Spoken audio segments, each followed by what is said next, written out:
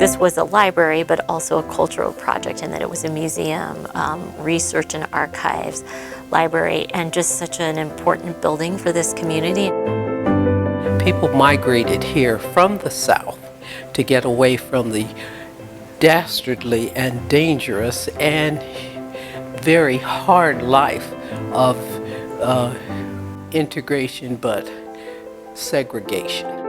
One of the values that we have at Oz is to be good stewards of our community, to be able to make sure you're providing a place where when people come in, they get the resources they need, and also that they just have a really positive experience. The oldest African American library that we have been modeled from is the Schomburg in New York City.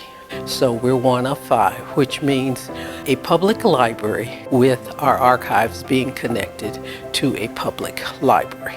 20 years ago, libraries were really more libraries, and there was a big focus on the different programs that happened. So this was ahead of its time. These things are living in people's basements or in their memories, and if we don't start collecting and capturing them, they'll go away and they won't be here for future generations. We have to make sure our information and what we depict here is true and authentic, and that the people who come to visit here feel comfortable and feel like this is home for them.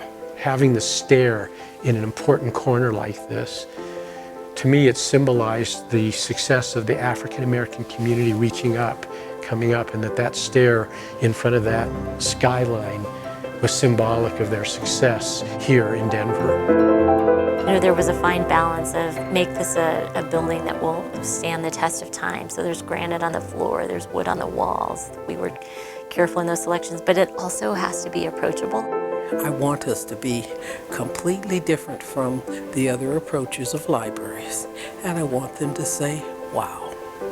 And we get it all the time. And it's hard to believe that in all these years, almost 20 years, we have been here. We still look brand new, and they still say, wow.